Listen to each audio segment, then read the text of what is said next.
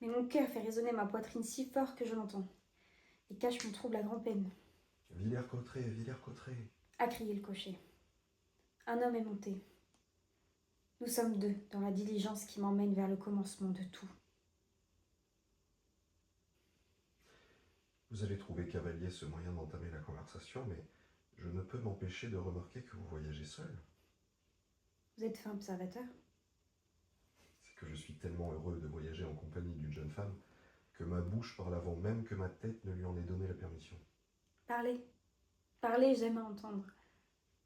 Il y a beaucoup de gens dont la facilité de parler ne vient que de l'impuissance de se taire. C'est joli, mais ce n'est pas de vous. Non. Savinien Cyrano de Bergerac. Parfaitement. Et je rajouterai que ce n'est pas de lui non plus. Car Sénèque disait déjà, celui qui ne sait pas se taire, il ne sait pas non plus parler. Et La Fontaine de conclure, il est bon de parler et meilleur de se taire. Mais si tous font tant l'éloge du silence, pourquoi est-il si bon de parler? C'est un vaste sujet, monsieur, sur lequel j'ai, si vous le permettez, une théorie que j'ai eu loisir de développer. Rien ne me ferait plus plaisir que de l'écouter. Ma théorie est simple. La vie est un récit. Poursuivez. La vie est un récit. Et chaque vie, et chaque récit, est composé de plusieurs récits, d'une multitude, d'une infinité de récits. Tout est fiction. Tout. Tout.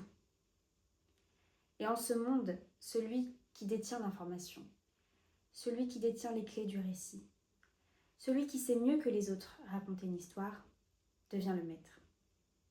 Peu importe les titres de noblesse et les privilèges, l'homme qui raconte bien peut lever des armées et embraser des nations. Embraser des nations. Un jour viendra, vous verrez, où l'information sera totale et immédiate. Un jour viendra où l'être humain sera noyé par un flot incessant d'informations et de récits, car il sera relié avec tous les êtres humains de la Terre. La presse remplira bientôt cet office. Et qui contrôlera la presse, contrôlera le monde. Pensez donc, s'il existait quelqu'un capable de raconter une histoire si extraordinaire qu'un seul chapitre paraîtrait chaque matin, et que ce chapitre serait si passionnant que l'on devrait acheter le journal suivant pour connaître la suite.